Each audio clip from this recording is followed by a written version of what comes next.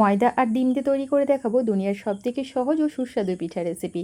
হাতে মাত্র 10 মিনিট সময় থাকলেই সকাল বিকালের নাস্তায় বা অতিথি আপ্যায়নের জন্য ঝটপট বানিয়ে নিতে পারবে। তুলার মতো তুলতুলে নরম, সফট আর স্পঞ্জি দারুণ মজার এই পিঠাটা একবার খেলে দেখবে বারবার বানাতে ইচ্ছা করবে। চলো তাহলে সম্পূর্ণ রেসিপি প্রথম থেকে শেষ পর্যন্ত দেখে নিই, আশা করছি ভালো লাগবে। শুরুতে একটা মিক্সিং বোলের মধ্যে নিয়ে নিলাম মেজারমেন্ট কাপ মেপে 1 কাপ পরিমাণ উষ্ণ গরম পানি।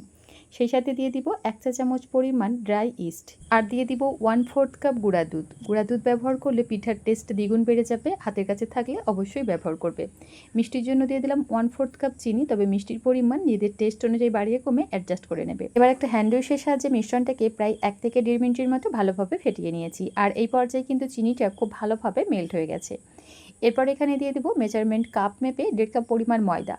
তো দেখো আমি ময়দাটা এখানে একটু চেলে নিচ্ছি, এতে করে দেখবে সহজেই একদম লামস ফ্রি ব্যাটার একটা বানিয়ে নিতে পারবে।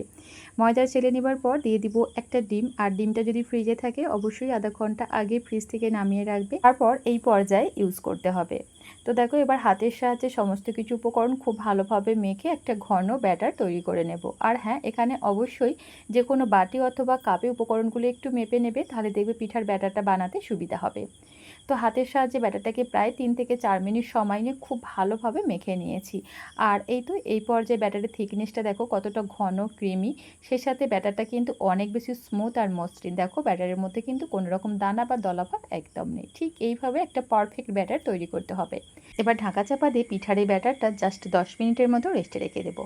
ঠিক 10 মিনিট পর আমি ঢাকনাটা উঠিয়ে নিচ্ছি, আর এখন দেখো ব্যাটারটা কতটা সুন্দরভাবে সেট হয়েছে। আর হ্যাঁ, চেষ্টা করবে এখানে ভালো মানের ইস্ট ব্যবহার করতে, তাহলে দেখবে ব্যাটারটা অল্প সময়ের মধ্যেই খুব ভালোভাবে সেট হয়ে যাবে। প্রতিদিনের মতো বন্ধুদের কাছে ছোট্ট একটা রিকোয়েস্ট, একটা লাইক দিয়ে কন্টিনিউ ভিডিওটা দেখার চেষ্টা করবে, আর রেসিপি ভালো লাগলে নিজের ফ্রেন্ড ফ্যামিলির সঙ্গে শেয়ার করো। তো দেখো এই পর্যায়ে ব্যাটারের মধ্যে দিয়ে দিলাম স্বাদ মতো নুন আর 1 চা চামচ কাঁচা মৌরি। মৌরি ব্যবহার করলে পিঠার এই টেস্ট দ্বিগুণ বেড়ে যায়, হাতের কাছে থাকলে অবশ্যই ব্যবহার করবে, দিয়ে দেখবে পিঠাটা খেতে অনেক বেশি ভালো লাগে। আর দিয়ে দিলাম 1 চা চামচ পরিমাণ সাদা তেল। আবারও সমস্ত কিছু উপকরণ খুব ভালোভাবে নেড়েচেড়ে মিশিয়ে নিচ্ছি। আর এই তো দেখো পিঠার এই ব্যাটারের থিকনেসটা কতটা ঘন, স্টিকি আর আঠালো, হাতের মধ্যে লেগে যাচ্ছে।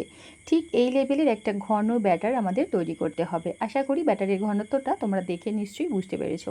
এবার এই পিঠাগুলো ভাজার জন্য এদিকে চুলায় একটা ফ্রাই প্যানের মধ্যে পর্যাপ্ত পরিমাণ তেল মিডিয়াম ফ্লেমে ভালোভাবে গরম করে নিয়েছি। এবার দেখো ঠিক এইভাবে অল্প অল্প ব্যাটার তেলের মধ্যে দিয়ে দিব। আর হ্যাঁ, এই পিঠাগুলো ভাজার সময় অবশ্যই তেলটা ভালোভাবে গরম থাকতে হবে, তাহলে দেখবে ব্যাটারটা দিবার সঙ্গে সঙ্গে খুব সুন্দরভাবে পিঠাগুলো তেলের ওপরে ভেসে উঠবে। আর এই পিঠাগুলো ভাজতে খুব বেশিক্ষণ সময় লাগে না, অল্প সময়ের মধ্যেই দেখবে ঝটপট ভাজা হয়ে যায়। তবে হ্যাঁ, পিঠাগুলো কিন্তু একেবারে লো ফ্লেমে রেখে ভাজতে যাবে না, তাহলে আবার প্রচুর পরিমাণে তেল শোক করবে আর খেতেও ভালো লাগবে না। প্রথম থেকে শেষ পর্যন্ত চুলার ফ্লেম মিডিয়ামে রেখে উল্টে পাল্টে পিঠাগুলো লাল লাল করে ভেজে নিব। আর এই তো দেখতেই পাচ্ছ বন্ধুরা, এই পর্যায়ে পিঠাগুলো ফুলে সাইজে ডবল হয়ে গেছে। একদমই তুলতুলে নরম হালকা একটা পিঠা। এই পিঠার এতই স্বাদ, একটা দুটোতে কারোর মনই ভরবে না, দেখবে যত খাবে ততই খেতে ইচ্ছা করবে। তো দেখো পিঠাগুলো আমি বেশ লাল লাল করে ভেজে নিয়েছি, এর থেকে বেশি আর কালার করব না। এবার তেল ছড়িয়ে উঠিয়ে নিচ্ছি। একইভাবে বাকি পিঠাগুলোও ভেজে নিব। সকাল বিকালের নাস্তায় বা অতিথি আপ্যায়নের জন্য হাতে মাত্র 10 মিনিট সময় থাকলে ঝটপট বানিয়ে নিতে পারো।